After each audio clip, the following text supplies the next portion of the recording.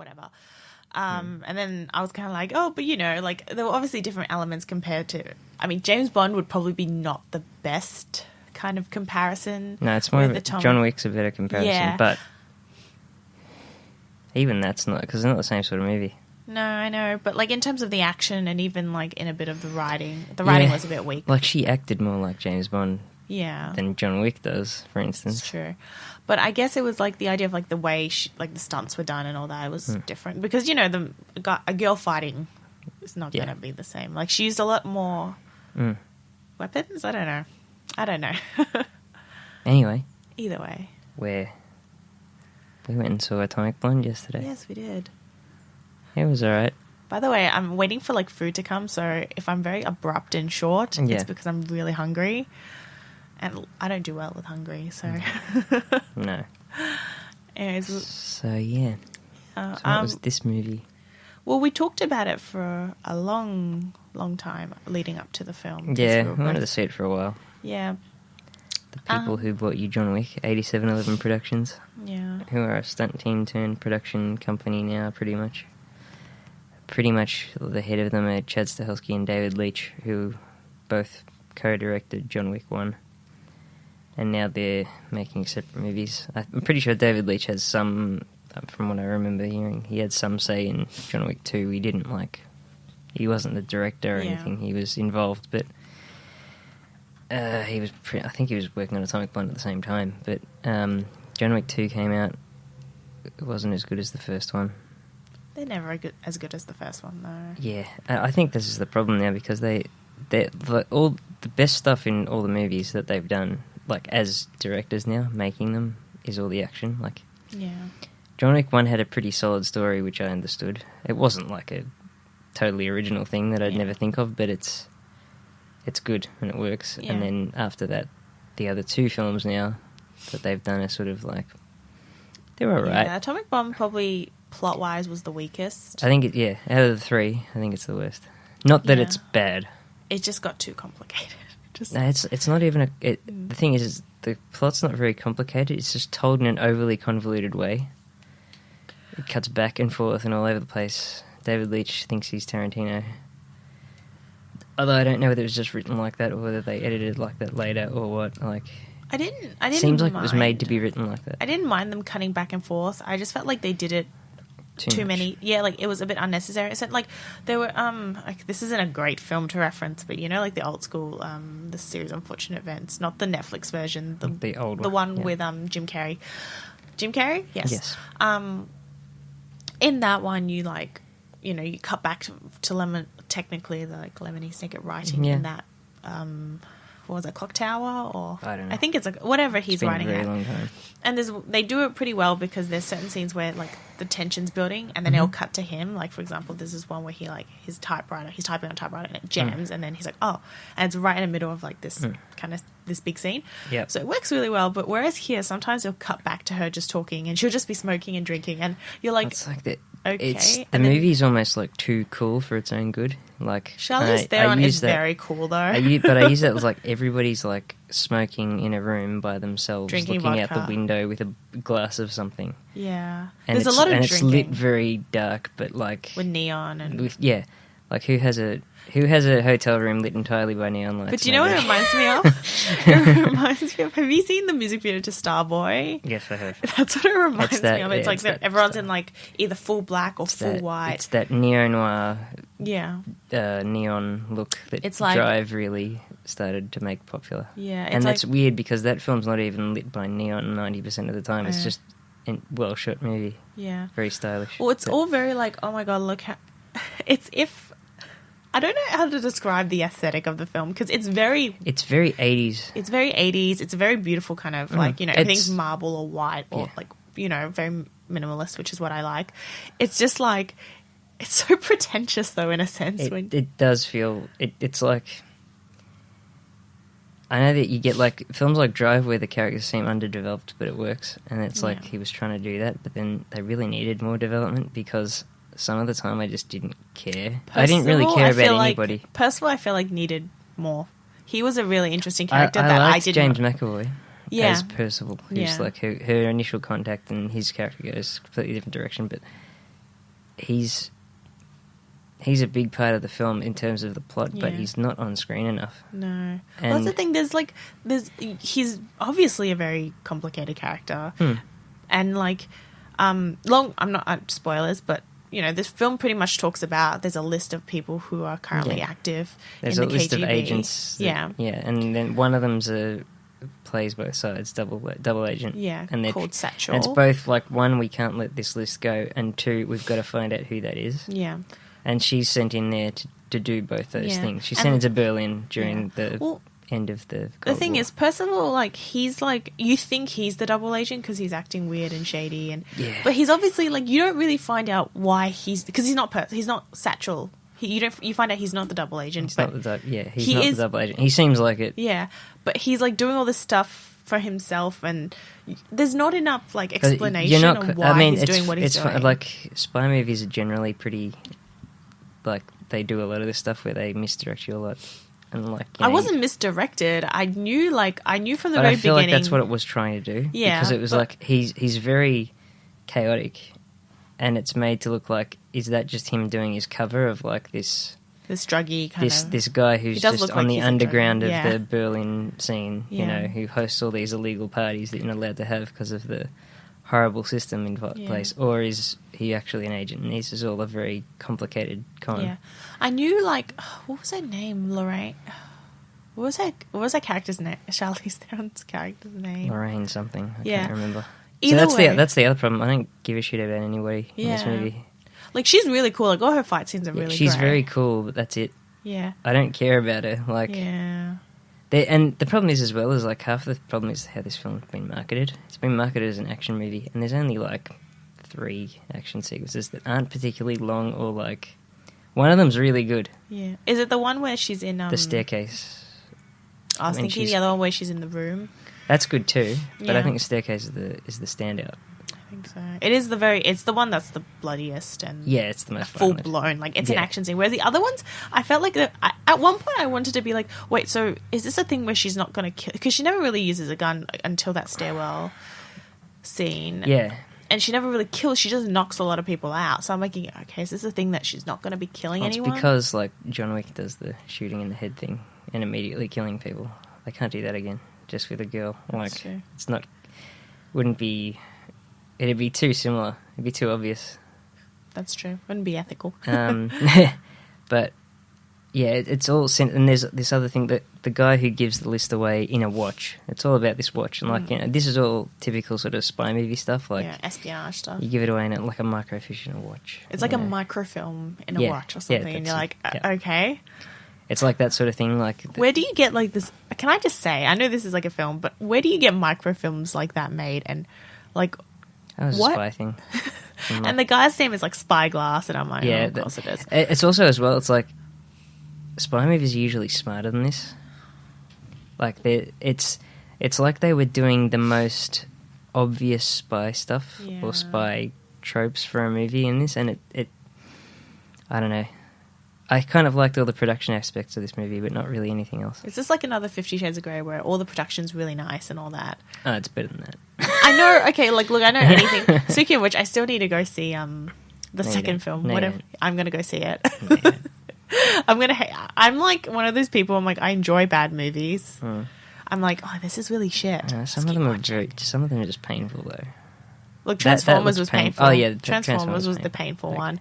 The first 50 Shades, I was I've had worse. Yeah. Really, the film made the book better because there wasn't that inner monologue constantly running through every freaking paragraph for the next 10. She could literally describe the way he's dressed or something or his penis or something for the next 2 pages, and I'm and in the film it'd be a 2-second shot, and I'm oh god, you know what? It's nice. It's much better. For once, it's always they always the book's missing. Yeah, it's fine. It's just a plane. Yeah, but it's it's always the book misses so much, and I'm good. Good, yeah.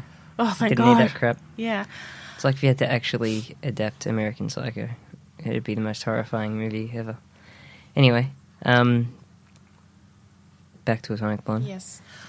Okay. So, yeah, the whole plot is about, basically, there's a watch that they need to get with these names. There's a double agent in there, and then there's the guy who also gave them the watch who has memorized the list himself, who wants to get out of East Berlin and to America, pretty much. I think he wants to get a deal, either America or London or whatever, to live there. He wants to go somewhere else. He wants to leave, so he never has to come back there again. And it's basically like the Soviets are chasing them, wanting to find the list. She's trying to find the list because of her mission. Yeah. But then the problem with how it's told, and because it jumps all over the place, is that I started to forget the beginning of the film about halfway through the film, so I was going, okay, who's this again? Like, what are these characters doing? And nothing was sticking in my head. I think that's the issue when you have characters that don't really stand out. Because, like, there's no characters that are... I mean, I think Percival was actually, like, the most memorable character in the whole thing. He's the one who's got a character. Everybody else is just But he's interesting to watch. And what's her name? Sophia Boutella, is that right? Yeah. She's okay in it, but she's kind of a French agent who's in over her head. Yeah. She's like, she did it because she thought it was going to be exciting. And then she realized, it's quite dangerous. Yeah, and she's like, oh, fuck. Yeah. And then her and... she ends up in really a relationship with Charlize for some reason. I don't understand at all why they put that. I feel like it's also like somewhat just motivated by the fact that we're going to just do the Bond thing with women. Yeah, I guess. So she's got to sleep with one of them. I guess. Maybe, I don't know. Is that my KFC? My KFC, my room. I think that's. This isn't sponsored. Sorry. Wait. I think it is. That's it. Fuck yes. Oh, yes. Okay, just pause that. 45 minutes. I don't know which way's the right way, Ren. It doesn't really matter that much, as long as you can hear. It smells so good, yes. So yes, got all that stuff. And... Hang on, sorry! Wait, this is garlic bread. Oh my goodness. How much shit did I order? Knowing you, a lot. Well, it was a minimum of $25, so, you know, I didn't have a choice. What the hell is that? That's garlic bread. What are they? That's Coke Zero. I know, not those. What are those are like, I think those are the chicken bites, or like... Oh, I don't even... Oh, my sweet and sour sauce. Okay. You unpack all that. And we'll get back to what we're doing. Yes, fishes. So yes, anyway. Yeah, sure, good, sorry. So one of the problems with it as well, and I think I've seen a lot of people mention this, is just purely because of the way it's set out.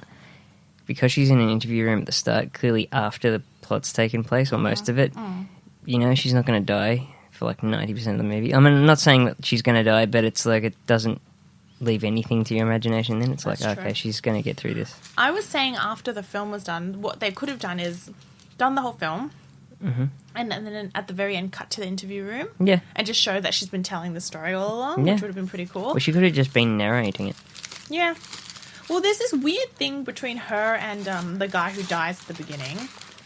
Yeah, there's a brief allusion. There's a guy who dies at the beginning who's supposed to pick up the list, and he briefly had a relationship with her at some point in a previous mission. She seems sad that he's dead. I don't know. I don't even know whether she seems to have a flashback, but she doesn't show any emotion through most of this movie, so I don't know whether she gives a crap about anyone. She's too cool. I told you, she's too cool. She's too cold to the point where I just don't know anything about her character, and it's a problem.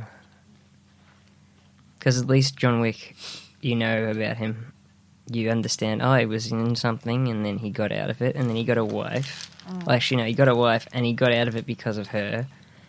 And then everything that was basically making his life good outside of what he was doing went away. And now he's going to kill everybody. Mm-hmm. And that's all I need. But with this, it was like, she is an agent, she's very good. That's it. Mm-hmm. Like, she was like an instrument the whole movie. She's just a weapon. I suppose, that's the James Bond thing as well, but he's got character. Yeah, that's something I have to say. Even James Bond has a bit more character than charisma this. Yeah, exactly. I mean, she's an amazing actor, and I like Charlize Theron. I guess we had high hopes for this film. Yeah, I had much. I thought there was going to be more action in it. I was kind of sitting there about 45 minutes and going, "What is anything going to happen?" Yeah, she walked into an interview room. She walks into an interview room. And there's also, like, a couple of little fights that don't really... I wouldn't classify them as, like, action sequences. Yeah, there's a lot of, like, poo-poo-poo, okay, run away. So and there's a very odd reference to a movie.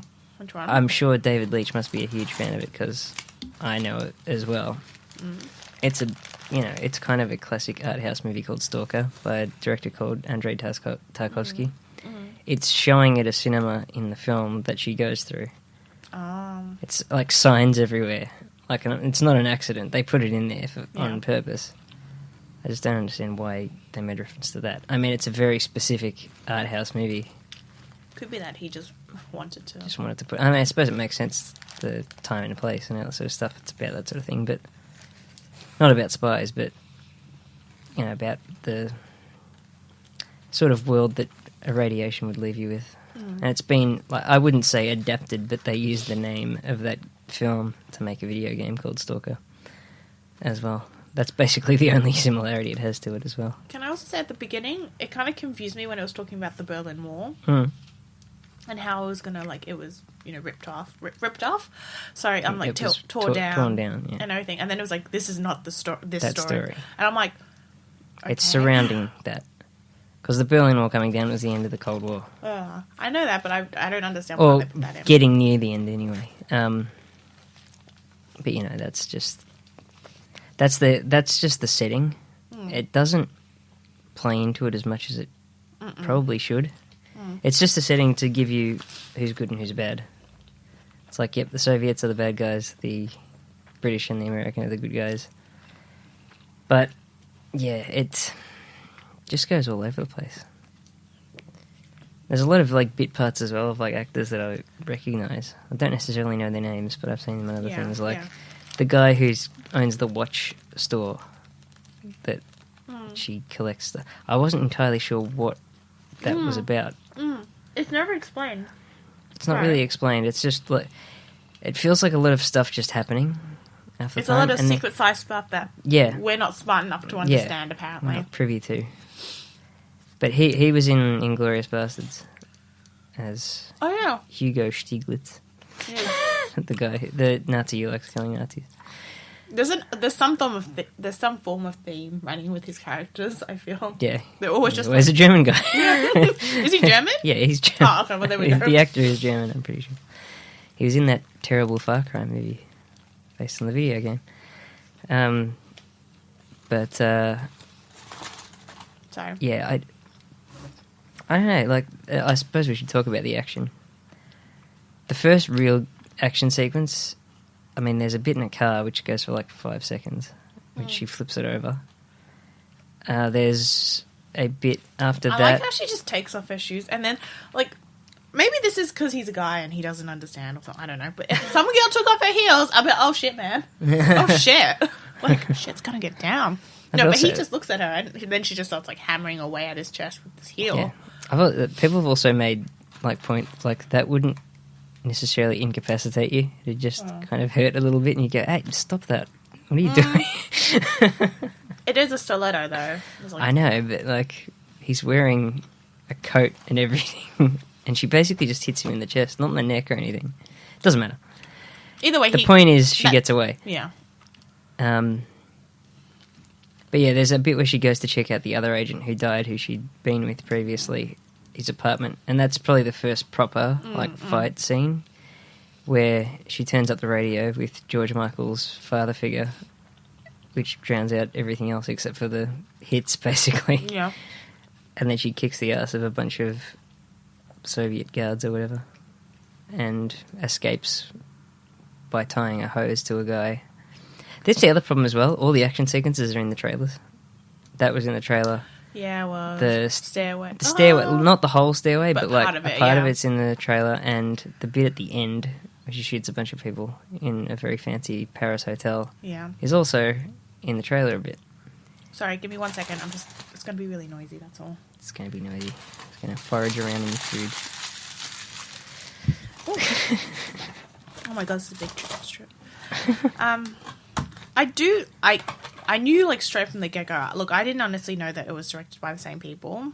as John Wick, but I knew from like the very first kind of actions it was like John Wick. It's very similar. It's got that feel. Yeah, so the camera just sort of follows everything. I did like the scene where I was telling you it was my favorite one was where like she's against one side of the wall and he's against the other one. Mm-hmm. And then the camera's just kind of shooting like both of them, and then there's that barrier. I really like that, but what I thought was interesting. So you've got that first sequence with the Soviet guards in the apartment, and then later on, sort of the big set piece of the movie is when they're trying to get the ex-Stasi officer, I think, who's got memorised the list. They're trying to get him out of Berlin and his family, and they have to split them up. So they take the wife and the daughter with James McAvoy's character, and she takes him. And she kind of knows that it's like there's a double cross in the operation or something. Yeah. So she gets all the protesters to like have black umbrellas so that the snipers who are supposed to be picking him off won't be able to see them. Yeah. And then James McAvoy shoots him in the stomach with her silencer. Yeah. And I don't even know whether she notices at that point. I can't work it out. I don't know why James... I'm still trying to work that out, like what his motivations were the whole time. That's what I'm saying. He's like obviously a very in-depth character that they didn't really talk about. I feel like there was a bunch of stuff he was doing that they didn't show us. Yeah. Because he like bugs her and everything, like bugs her jacket to try and frame Sofia Boutell's character because it's a French... it's a French thing, yeah. It's a French microphone thing that they're recording it with.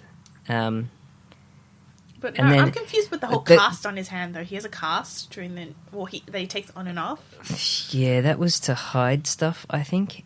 But that's not even clear because it's like, even when in the scenes where he's supposed to be using it, he's not concealing anything properly. Like, there's a bit where he stabs the guy who killed the other agent that Charlize Theron's Lorraine knows with like a screwdriver, is it? Like right in his head? Yeah, like a lobotomy. And it's like, it looks like he's trying to like put it in the cast to like hide it, but then he just turns around and stabs him in the head. Like, you're going, so what's the point? But he always wears these big coats summer. Just put it in your coat. The cast is kind of pointless. And I know he puts listening devices in there at some point, doesn't he? That's, I think, the only time where he uses it for... Yeah, because you see him taping it. Yeah. Taping it and then putting the cast on. But, like, honestly... And then she wears listening devices everywhere. Yeah. Lorraine as well. And it's... I'm still trying to work out, what his character was trying to achieve. Because I feel like, there's a lot of stuff that he was doing that we weren't shown. It's just... Like, he's trying to do some deal with the Russians, by the looks of it. Yeah.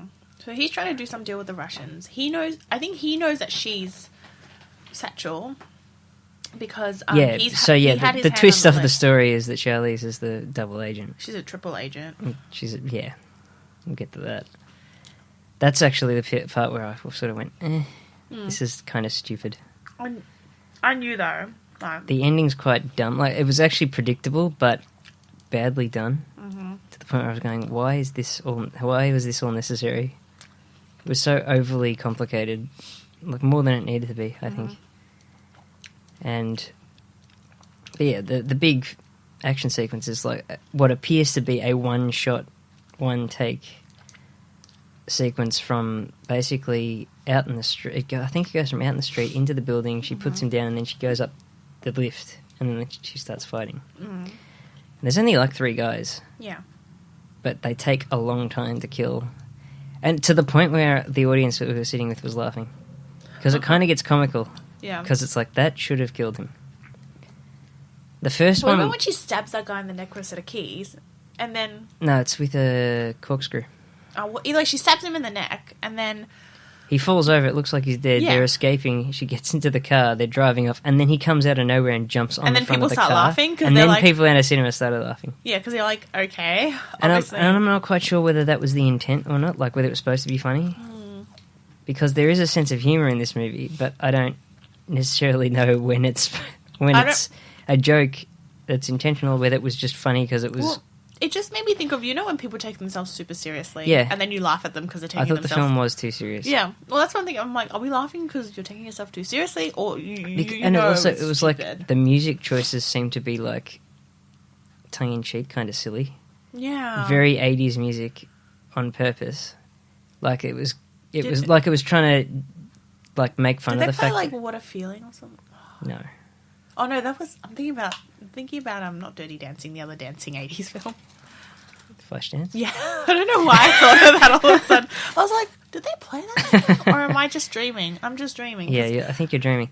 I did notice they played Putting Out the Fire or Cat People by David Bowie, which is a song from the 80s, but funny thing is it's played in exactly the same sort of sequence that Tarantino used it in Inglourious Basterds, which is when Shoshana character is getting ready to go and like burn this cinema down to kill all the Nazis, and I'm good. No. And at the start of the film in here, they use that song, and she's like putting on her makeup exactly like she was before she goes to the interview. I was going, I feel like Leach is a big fan of Tarantino. Yeah. Although, to be fair, you do hear that. What were they saying? I feel like if Tarantino directed this movie, it'd be brilliant. Like if he had written it and directed it himself, like wanted to make an 80s like they collaborated spy thriller. So he did the writing, and Leach did the action. Yeah, it'd be amazing. Yeah, it'd be good. But that's not what happened. No. I don't know whether Leach wrote this though. I don't know who wrote this. I can't remember. It doesn't really matter. No, it doesn't. I know it's still shit. The other thing I'd have to look at as well is it is apparently based or inspired by a comic book. I thought you were going to say true events, and I'm like, damn, really? That's pretty crazy. It's based in a real time period, but it's not based on true events. Is this like Titanic, where it's like based on true events? Not Not really. Not really. There was no Rose or whatever his name is. There was no Leo and Kate. Oh, Leonardo, what happened to you? I don't know. He won an Oscar and then he just dropped off the face of the earth. That's all right. That's fine. He's kind of overrated. That's not true. I still my 6-year-old also has a crush on him when he was like on Titanic. I really don't like many of his early movies. Like I don't like Titanic. What about the one where he's like the disabled kid? What's Eating Gilbert Grape? Yeah. I haven't seen that. I heard it's really good. I heard it's really good, but I haven't seen it. I'm gonna have to pause you for a second. Can you open my sweet and sour sauce, please? Open the sweet and sour sauce. Like, I didn't like him in The Aviator, which is a Scorsese movie. Is this the one where it's like Tom Cruise and stuff as well? No. That's Top Gun. Yeah. What am I talking about? No, Top Gun. My film. I'm all over the place with my films today. The Aviator's it's a true story. About I can't remember his name. Howard. You're not really peeling it back. I'm not really. No, I'm doing a very bad job at this. Anyway, so they use a lot of 80s music. Yeah, and which is like the big kind of thing now. silly. Yeah, like it seems like they're taking the piss when they're doing it, but the film's super serious, so I can't tell what tone it's trying to set for itself. Yeah, you don't know if they know they're being stupid or they're like, oh no, we generally think this is really cool. Yeah, and because like, it's like, it's kind of the same problem that I have with John Wick as well. The tone's really odd in John Wick 2. Yeah. Tone was fine in John Wick 1. The issue with I have with stuff like, Atomic Blonde and John Wick 2 is like, it's kind of like a follow-up to what was something really great, and then Atomic Blonde isn't, but it's like they're trying to. I feel like Atomic Blonde's like their attempt to make another John Wick. Yeah, well, that's what I'm saying. You can't emulate that again. So that because everybody's been saying Jane Wick, and I'm going, no, it's not. Can you not? Yeah, I know, but that's what people have been saying. That that's what it's supposed to be. Why do people want to hurt my feelings? It's just like because I had a few people talk to me about it because they were asking me after I watched it, and I was like. And like, oh, how was it? And my partner, Kenji, he was like, oh, what would you give it out of 10? I'm like 7. Yeah, I said 7 as well. 7 at best. Said about 7. Maybe 6 even, like sometimes. It's just 6 if you're watching it for the second time, 7 if you're watching it for the first time. Kind of. Yeah. And he's like, oh, really? Because we were really hyped up for the film. So he's like, oh, really? Well, it wasn't, I'm like, no. Like, it was just, there were good things, but it just got everything pulled worked down. with the script. It got pulled down by the story. And like, I guess the production value wasn't enough to just justify it. Yeah. Like, some films where it's like, oh, the production was kind of shit. I'll basically say this, like, there are 3 fight sequences which will all be available in several months on YouTube to watch, and that's all you'll ever need to watch. Yeah. Somebody will upload the staircase, the apartment, and the ending shootout thing. The ending shootout thing's like not even a minute though. It's really quick. It's very short, and it. Maybe not even like the theater scene.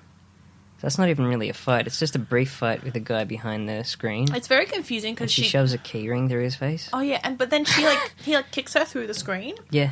And then she just disappears. Yeah, then she runs away and he doesn't follow her. No, he's just he walks bye. over somewhere and then he just pulls it out. Yeah. No, he walks through the thing, pulls it out and just looks around and going, yeah, he's like, oh. Chase her, idiot. I know. You're a terrible KGB agent. What is it, Archer? There was also a very strange scene, and I don't know why it was in the film, because it didn't add anything much. There's a scene where one of the KGB guys, the big guys, she ends up meeting with him in the bar, and then Sofia Boutella comes over and, like, introduces herself, kind of pretending that she's somebody else, but she's really the French agent. And he's got this whole scene before then where he's broken up the police have broken up the party that James McAvoy was a part of. Is this like... And there's like 10 teenagers who have all like had the thing, and then he starts using the radio and he's just like, okay, dance, and then he beats the shit out of him with the skateboard. That confused me. I couldn't quite understand why that scene was in the film. Felt like... I was just like, these guys are bad. I'm like, yeah, you just need to call them the KGB. That's all you need to do. Well, that's what I thought. Maybe. I'm like, are they trying to show that these guys are like assholes and they're really bad like, they and don't horrible? need to convince me. I know that they're assholes. They're the KGB, right? Like, they're obviously the antagonists. Yeah. Yeah, no, I didn't, because you think that... I was thinking, oh, maybe they come back later and they help or something, but no, they're just, oh, no, we're beating people up. And I'm like, okay, I guess that's it then. Yeah. Yeah, it just turns out, in the end, she's just an American agent. Yeah, she's an American agent masquerading as an MI6 agent, also masquerading as a Soviet agent. Triple threat. And she speaks every language ever, apparently. And she's what I perfect thought was in funny? every way as an agent, and she blah, blah, blah. Yeah. She has more strength than anybody. Apparently so. Look, she's pretty much a superhero, but it doesn't really like matter. if Superman was like a female and a spy. Yeah. That's it. There's really not much more to say. Like, it's very... And the other thing as well is just like, oh, you know, this is an interesting milestone for women in film or something. No, it's not. I don't understand people who say that. Like, I don't... People who haven't watched It Alien... upsets me when people say, like, there's, like, a film with, like, a female protagonist and it's all, like, still badass. And they go, oh, my God, it's such a good film. It shows women... And I'm like, no, this is a bad film. Yeah, like, I don't want this to... just crap. Like, I don't want this to represent females in film. I want Game of Thrones to represent females in, like, television. Wonder Woman, yeah, amazing. That's good. I don't want this to like... It's just the like... thing is as well, it's like... What they always do, I've noticed, is they... Like, James Bond has a character, like, he's an asshole, but he's got a character, and you kind of get to know out of it. Yeah. You know the things that he's going to do, and you understand it. And then they make, like, they try and make, like, the woman version, and then they take away all the character, because they have to make her a badass first. And then they forget everything else, and then you just go, I can't relate to this person, because they're a robot. No, but you know what I think is funny? How everyone's saying, oh, she's like a huge female badass character. But then, like, obviously you were saying that people were talking about Wonder Woman, how Gal Gadot is too attractive to be Wonder Woman. I'm like, oh, so Charlize Theron is not too attractive to be a super spy who can speak all the languages, is a triple agent. Gal Gadot is too attractive to be like a god. A superhero god. But no, Charlize Theron's she's not perfect. She's not perfect enough, obviously, to be just a regular human being. No, you know, like it just stuff like this just is like, how can I trust anything you say? How? Like, you don't even know what you're saying. Please don't. Like, and it's like something like this when, like, you know, Suicide Squad came out, you know, everyone was like, oh my God, Harley Quinn and Joker are like totally relationship goals, and I'm like, can you not? Can you please fucking not? There was people publishing, it's like, why their relationship isn't good, and I was going, why does anybody need to write that article? No, because all these girls who went, okay, look, I'm not saying, You know, I also blame the editors because they've edited that film in a way that makes it seem like the Joker genuinely cares for Harley Quinn. But if you knew the comics and if you knew the original series... Does it, though? I don't even think it does it in the film. I mean, it's not a good film, but it's... It does it enough. Because people turned around and were like... There's a whole sequence where he shoves her into a chemical vat. And I always he goes and saves her. Yeah, I know, but I always get the impression it's like, oh, I suppose I need to use her for something. Well, that's what I thought, but I think that's because It's still a crap film. And Leto's terrible. I don't mind him. I hated him as a Joker. I liked his... Look, he's trying really hard. I know, but we need to give... Look, we gave Wonder Woman a chance, maybe. I know, but that was actually good in the end. You don't know. Yeah, I do. I saw it. I mean, no, like, you don't know what's going to happen with the Joker. Maybe he'll like rise from the ashes, like a phoenix. Fire him and replace him. Get somebody else who can play it. I don't know who though, but don't get Leto. Or at least like change him so he's not so crap. His look was terrible as well. He was more like he was supposed to look like a gangster. Apparently, looked like a pimp. It was horrible. I didn't like. This is the thing. Other interpretations, like Joker's not a realistic character, but other interpretations of him was like it's like he's manipulated everybody into following him. With this one, I was going, why the hell is anybody following him? He doesn't seem very smart. He's really dumb, actually, and he just seems like a psychotic criminal. And I'm like, who the hell is following this guy? Like, who's doing work for this guy? I don't know. Directors at DC. Anyways, Zack Snyder. No, but like back to what I was trying to say. Like, you know, the film itself, people were convinced that Harley Quinn and the Joker were like relationship goals. Like, honestly, how many times I saw it pop up on my feed, I was just like, you have some very strange friends. No, just not even like... Oh, okay. You liked some very strange pages. No, but just like pages of like, you know, like everyone on 9gag or like, I don't know Reddit too much, but like stuff like that. It was just like all this stuff dedicated to that fandom. And I'm like, look, I understand. It's always been a thing. I know, it is. Before Suicide Squad, but now it's like... But now people are like... people. People are treating it like it's this huge, like, oh, they've got such a beautiful relationship. I'm like, no. I don't actually think that people actually act on what they see in movies. 90% I of the don't time. think people think about what they see in films. Sorry, guys. I'm like, it doesn't matter. I was actually laughing because, like, last night when we went to see Atomic Blonde, I was expecting a much younger audience than was there. Yeah, most people were, like, I think over 40. Yeah. Because I think they'd been told spy movie. Oh, what was that guy at the beginning? Oh my God. So, it's a film I can't be bothered seeing, but the Dark Tower trailer came up, and it's got Idris Elba in it, and he's shooting guns and all that sort of stuff. He's the gunslinger. Yeah. Matthew McConaughey, and then right at the end, the guy in front of us goes, "Is that The Rock?" And me and Red look over each other, and we're trying so hard just to be like, because he's literally sitting one step ahead. Like, what I thought was hilarious is it said Idris Elba on the screen. I think, but maybe he just doesn't know who he is because he's not like. Yeah, he's in things, but he's not often the lead actor or anything. Big robots fighting each other. Pacific Rim. He's in Pacific Rim. But he's not the main character. No. Although people don't even know who Charlie Hunnam is, and he was the main character in that. I knew who he was. He was so crap because they replaced him with John Boyega from Star Wars. Because that guy has more charisma, basically.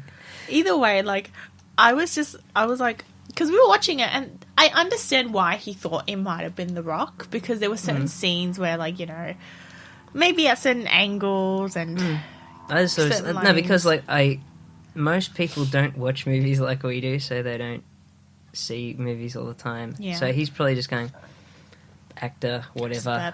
I just know The Rock kind of, he's bald as well, and that sort of stuff. I know that The Rock does that. And The Rock's been like a famous person for much longer than Idris Elba has. And he's been in like quite a few films recently. Yeah, so. The Rock's pretty hot property at the moment. Yeah, he is. He's been in a lot of, like, he's been like Baywatch. I don't know why he was in Baywatch. I don't know why they made that film. Why the hell did they make that film? Because it flopped abs. No, but it flopped so hard. It literally hurt. Like, nobody wanted to see that. I think I knew someone who did go see that. They didn't. They said, "Oh, it's funny if you give it a chance." And I'm like, "It's funny if you've got brain damage." Look, sometimes I take, when people say certain films are good, I take it with a bit of a grain of salt, because I'm just kind of like, look, you're not going to analyze things as we do. Like, because when I watch a film, I don't just... We're not, like, better than them or anything. No. It's not that. It's not even like that. It's just we see it differently. It's just you watch enough Yeah. And you go, okay, I've seen this. Yeah. Well, it's like Other we people don't just go, okay, every now and then they watch a movie. Yeah, we don't just watch the film, we watch the film. Yeah. So, like, it's funny because I'll go back and watch films I used to like in childhood and I'm like, this is not very good. None of this is very good. Wow. Like, I watched, you know, Ella Enchanted, the one with Anne Hathaway? That, between the ages, I think, like, 8 and 10. Okay. Was one of my favorite. What? I don't even know if it was 8 and 10, but either way, it was when I was a kid. It was one of my favorite films. Like, I watch it every day, and if I didn't watch it every day, I'd, like, you know, bring it wherever I went. And, like, I really loved that film, and you don't understand. It was because I thought it was so cool. Like, oh, you know, she's a girl who can't lie. She falls in love with this guy, and she breaks. Like, it was just, to me, a very all-inspiring story. It's like, you know, and everything was funny. There was music, and everything a Disney film had, kind of, in that situation. Yeah. I go back to it, like, you know, few years. This sucks. Yeah. I watched it. I watched it when I was 16, and I'm like, oh, okay. It was not as funny as I remember. I mean, I still enjoyed it. And then I come back last year or sometime this year, and I was on Netflix, so I was like, I am going to watch this. And I was like, oh my God. Why the fuck did I ever think this was worth my time? I wasted so much of my life on this film. Because you don't look into it as much as you do. And then I was like watching it and I'm like, well, that's fake and that's shit. And oh my God, that lyric doesn't even make sense. Why the hell would you sing that? Is this Elton John? Like, what? If it's Elton John, it should be better. They sing Don't Go Breaking My Heart. Oh, God. Elton John and Kiki D. Is it Kiki D? Yes. Yes. Yeah. I love Elton John, but I hate Elton John. I don't actually know if there's a film that I've watched recently that I used to love back then that I've seen. I don't think I've bothered watching a lot of them. Because I think I've just got to go and, yeah, I'd probably hate that now. There's only maybe a few Disney films that I really still enjoy, which is Witch of the Lion King. Yeah, I get that. Everyone loves The Lion King. I mean, I haven't watched it in ages, but I understand why people like it. I like Mulan. But everything else, I like the very traditional, like, you know, the old school hand-drawn, like Snow White. It's funny because I appreciate the artwork and the way that they did it, but I don't watch them. Like, I don't feel like watching them, ever. I enjoy watching them, not for the sake of, like, obviously everyone knows what's going to happen. It's like the story's pretty... You know, the story's generic as fuck. They just ripped off Brothers Grimm. Well, in a more PG... rip them off, they just... Retold pretty them. Much adapted them to animation. Yeah, like. a more PG version because the Brothers Grimm had like stuff where like, people's foot fell off or something. Yeah. Anyways, Cinderella's very different. No, but like I respect it because everything was hand drawn. But now I think back to it and I'm like, I really don't enjoy anything. Like, you know, I'll watch them and I'll be like, oh yeah, it was really good. But then the only one that I really liked from that era, but it was later on, was Robin Hood. I didn't mind Robin Hood. That was good. I watched a BuzzFeed video of how people like these girls were like, oh, I was really attracted to the Robin Hood. Yeah, like, people have had that for some reason. I was like, okay. Damn fairies. I don't not see it because I'm like, I understand because I was attracted to General Li Shang when I was a kid. I think it's more the it's more the character, like what they represent, than anything else than the actual. He's like fight for the poor, you know, steal from the rich. Stuff. Take from the rich, I think that's the motto. Steal from the rich, give to the poor. Yeah. It's been a while. Yeah. Anyway, it's like, no, but I don't, you know, stuff like the new Toy Story films. Yeah, they're making a fourth one. Yeah, they are. I don't know why. Because I hate myself, apparently. Second one and the third one are the same plot. So I don't know what the hell they're going to do with the fourth one. Well, I enjoyed the third one mainly for nostalgia reasons. The third one, I think, was better executed. That's The second one was a bit of a, like, oh, okay. I enjoyed the second one as well. I enjoyed your cats. Second one, yeah, I know. He's going to do that. He's a pain. Oh, Aries. Oh. Yeah, shut up. Shut up. Meow. But yeah, I don't like how Disney's basically making Pixar make sequels for everything now. We've got Incredibles 2 next year. I'm pissed off that Disney's making remakes, like live-action remakes of every film they've ever created. Because to me, I'm like, fuck. It's like, you know that Guy Ritchie's career is screwed now because he made The Man from U.N.C.L.E., which was an adaptation of a TV show. Yeah. He made King Arthur, which is... Not only was it... What was it?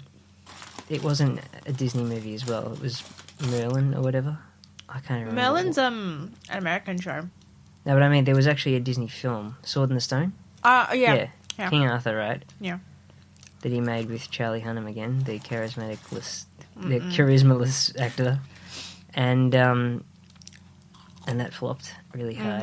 And the next thing he's making is Aladdin, a live-action version. And I don't care. I really don't want that to happen because I really loved Aladdin, especially with Robin Williams. That's one of the other animated films which I still like, and it's mainly because of him. You know, I think the story about that film, the behind-the-scenes thing, is because a lot of his stuff was improvised.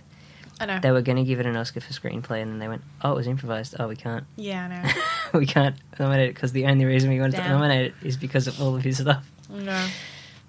I don't know what else do I enjoy. Long and the short of it is, Atomic Blonde, not a great spy movie, not really a great action movie. I describe it blatantly the way average. the way that Robert California in The Office describes the Black Eyed Peas. He goes, "It's rap for people who don't like rap. It's pop for people who don't like pop. It's rock for people who don't like rock." Oh my gosh. I was just going to say it's just very mediocre. Yeah, it's like a spy movie for people who don't like spy movies. Yeah. Action movie for people who like action somewhat. It's like a female James Bond equivalent film for women who want to see that. For no other reason than that's what they want to see. No other reason other than just... They want to see it for the novelty of it rather than actually seeing a decent film. Some people are petting your cats. Yeah, they do that. Oh, that's so cute. Oh, he's so cute.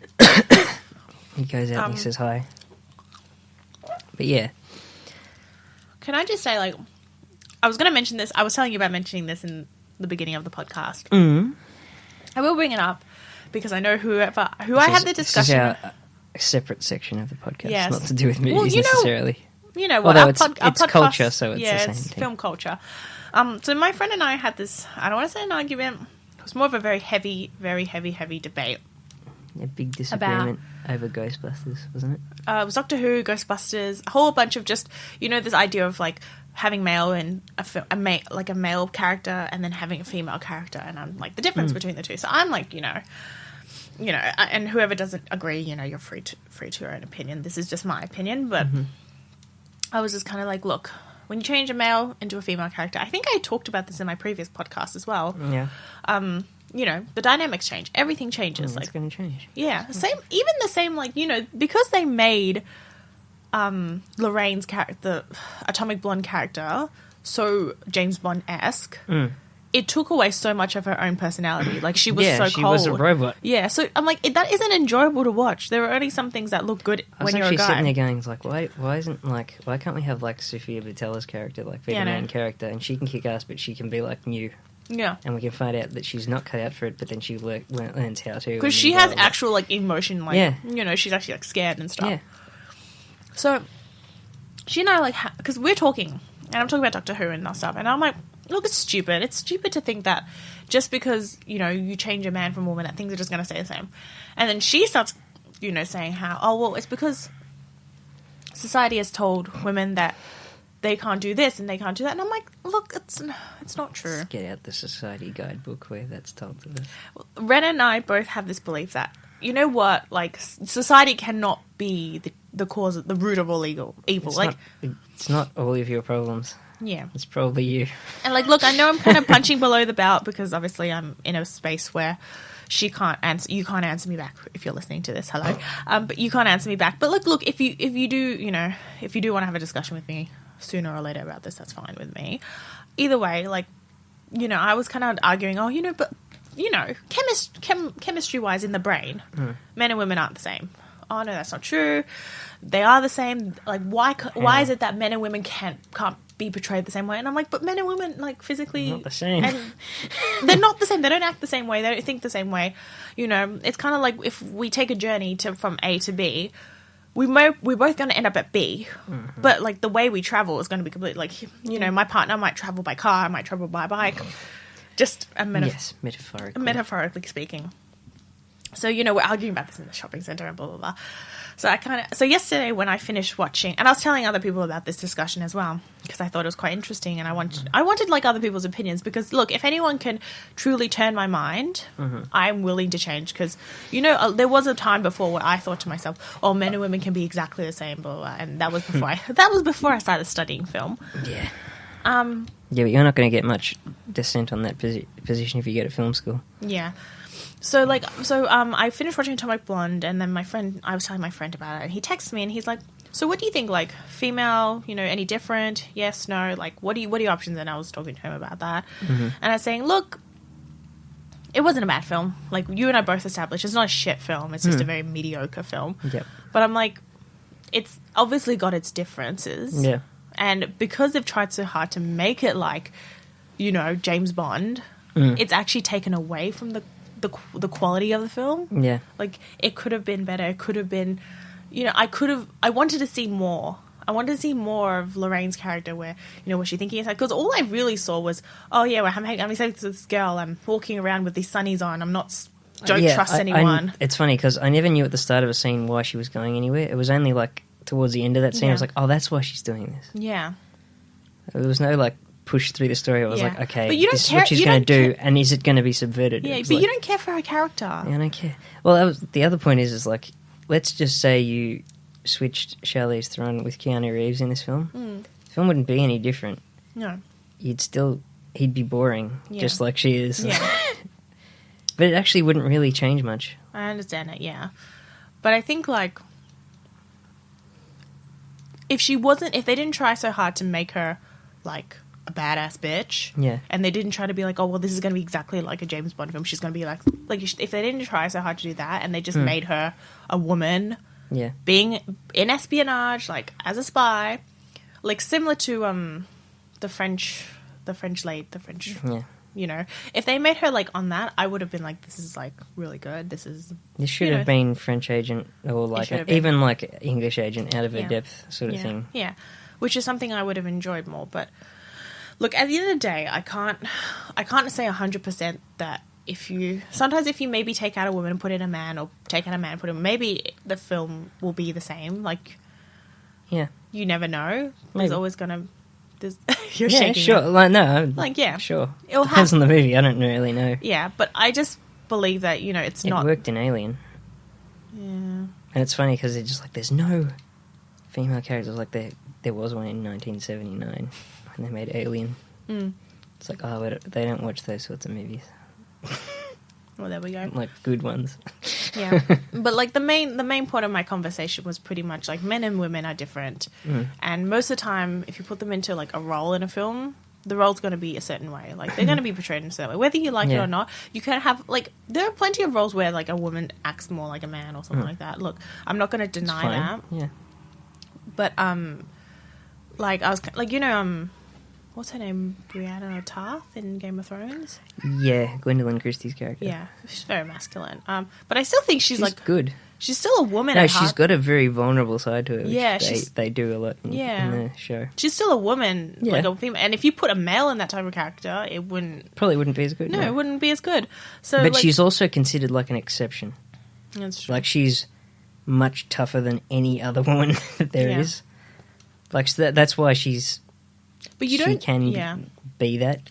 I think, but like, you don't see that a lot with guys. Like, you don't see guys who are like really tough with a vulnerable side. Well, so what you see in Game of Thrones, you see like everything, like every type of person is like represented. Maybe in Game of Thrones. Game of Thrones is the exception to the rule. Then it might. It's an exceptional show. Anybody who saw the last episode, probably I haven't seen it. Red, don't ruin it. I'm not going to tell anything to Linda, but it was amazing. Yeah.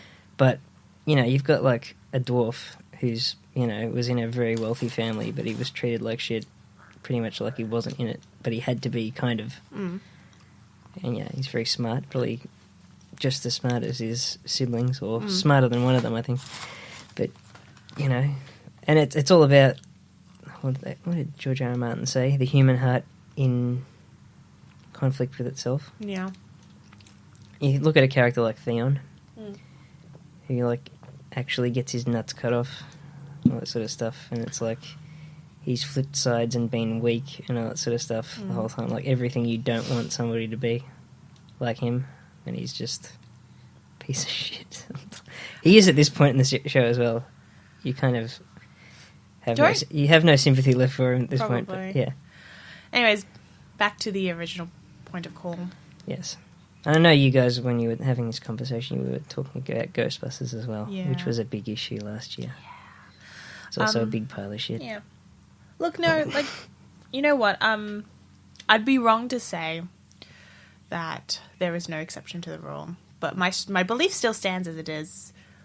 You can't put them. You can't just like. No, it's that's not the whole thing. It's like the general rule is fine. There will be exceptions, obviously, always. Yeah, but like obviously, a few things that I wanted to make clear overall is putting a man in a female's role doesn't make it misogynistic.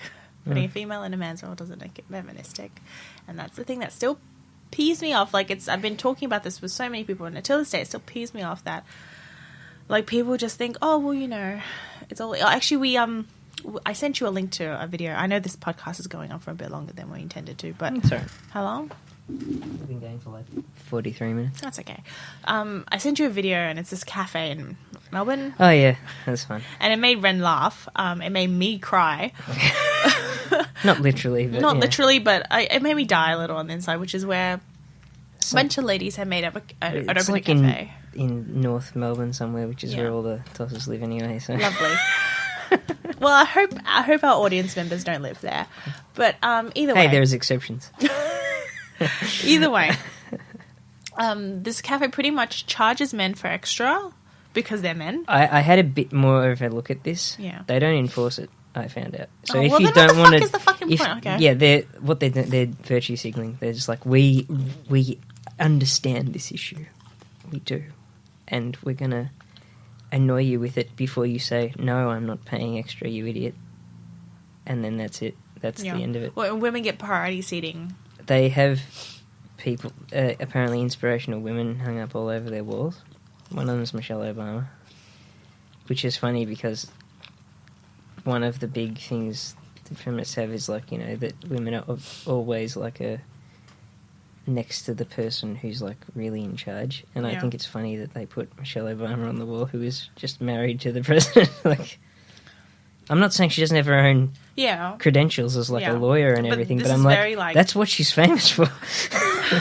She's not famous for being a lawyer. She's famous for being the first lady. Yeah, for 8 years. No, but like it doesn't bother me that she's only the first lady. I still think that's an incredible position of power. Yeah, of course, it is. I think us ladies need to realize that by us wanting to be the victims, you're gonna make yourself. there's always going to be another side. So if I feel like we're getting to a point where we want all these things. We want equal pay, equal rights, like, I don't know, a pedestrian sign with a female on it instead of a guy. Fuck, I don't know. We want all these things, and I'm like, you know what?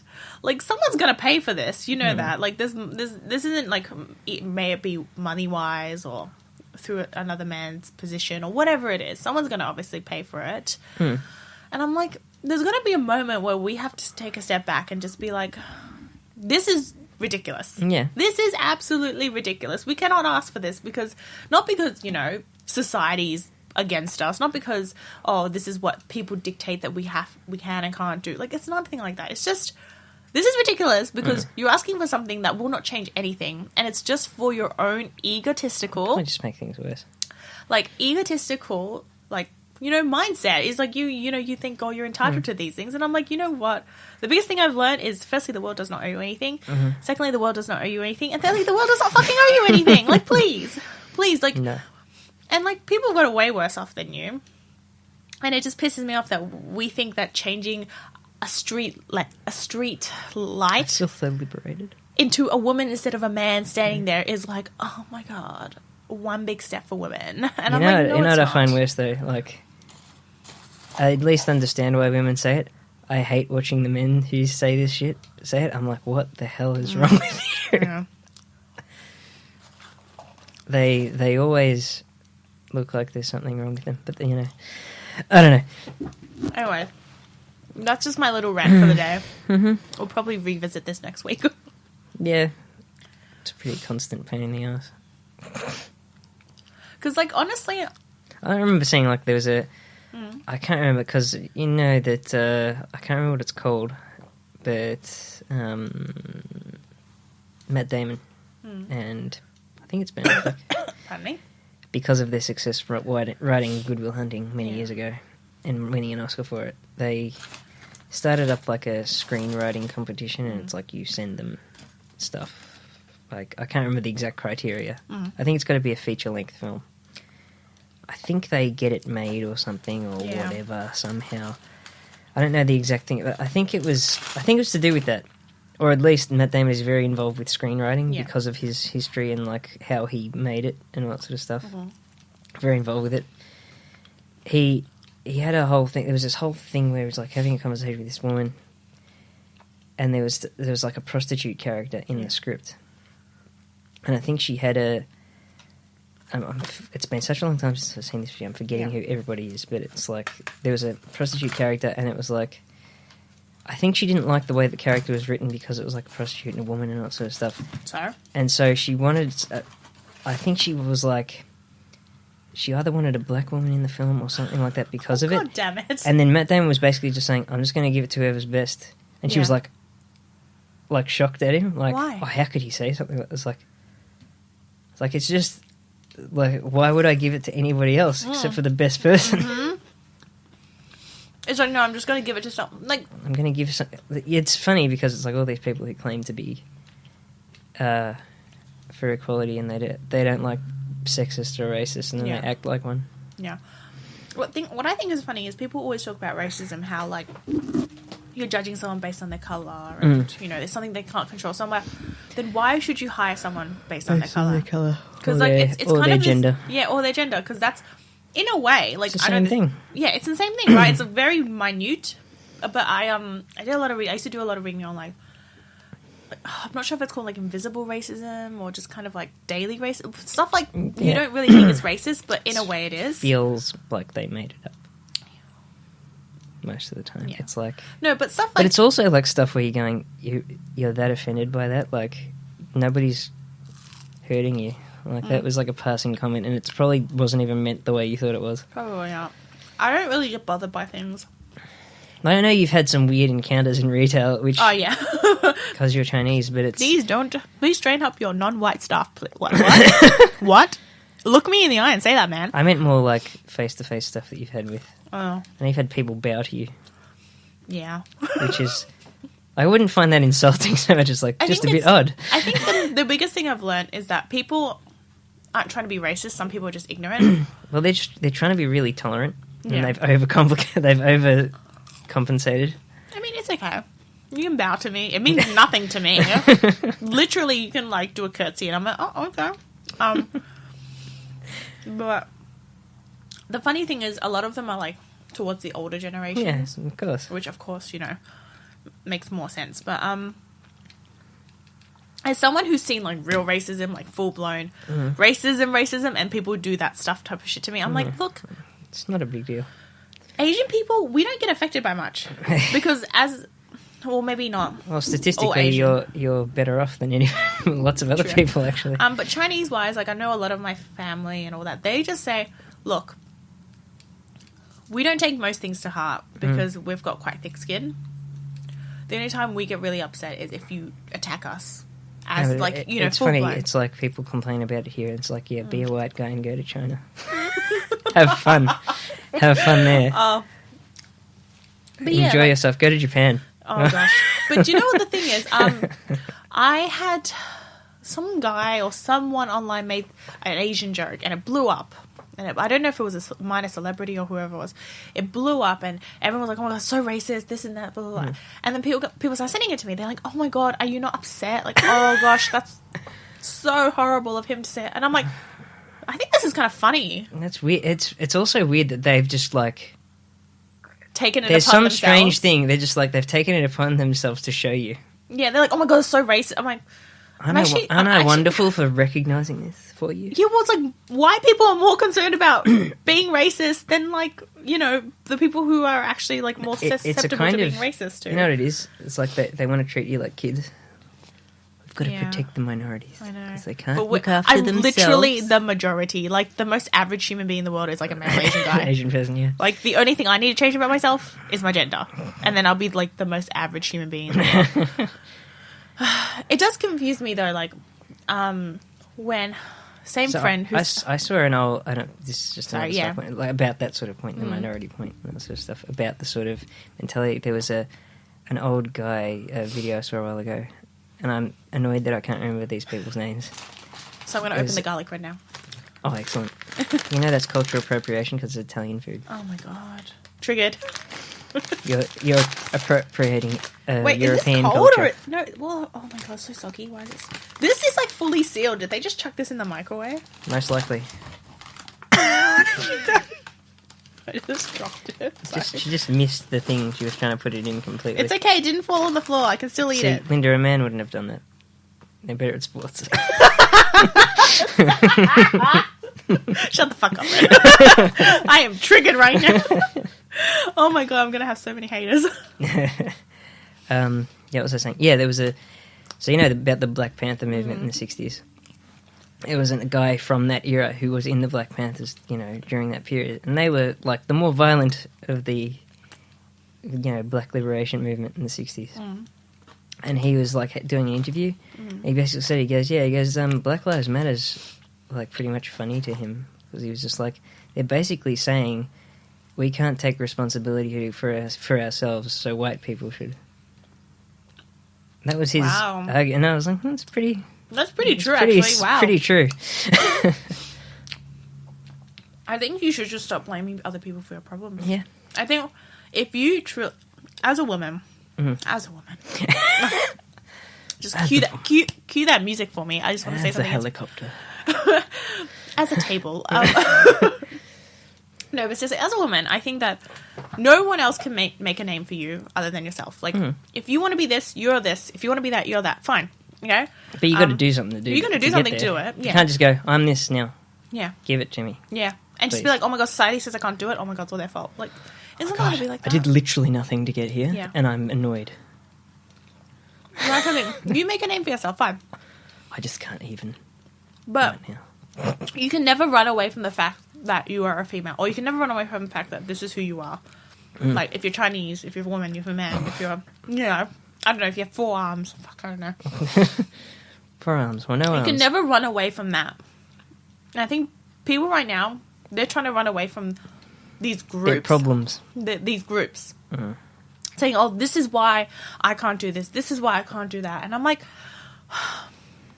You're not a failure because you're a girl.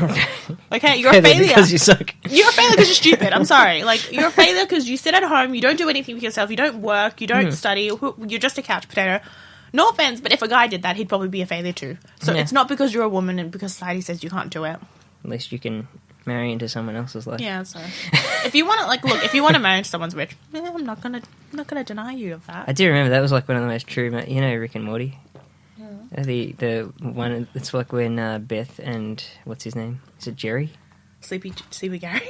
Sorry, not Sleepy Gary. Is Jerry the father? Yeah. Why can't I remember? He's that? really forgetting. Why can't I remember anything today? But they're having a conversation about like what's going to happen to the kids because they're worried like Morty's a moron. He's like, well, I'm really worried about Morty. Why aren't you worried about Summer? Oh, she can just set up shop in someone else's life. Oh my god. Anyways, I think we should end it here because I'm about to devour. I've devoured everything. Yes. Like, I bought way too much food and I ate Linda it is all. culturally appropriating on every level. She's eating garlic bread while wearing a t-shirt that says Paris. Ren, don't trigger people. How dare you? Do we have to, like, mark this as censored? Just, like, probably. bleep if it's out. going on YouTube, yeah. Oh, God. These days. Anyway. She said fuck. Oh, it's not even fuck. It's like, they said something about... They said it's your fault if you don't do anything. That's bad. Anyway. We're going to get so much haters. Oh, if people listen to us, sure. If people bother. They have to listen to the end. Probably won't get that far. It's fine. We're safe. Yeah. Okay. We shall see you next time. I don't know what the hell we're going to watch next. There's Logan Lucky. Oh, yeah. That looks good. Steven Soderbergh. I don't know how I feel about that. I don't feel like I want to watch it. It's fair enough.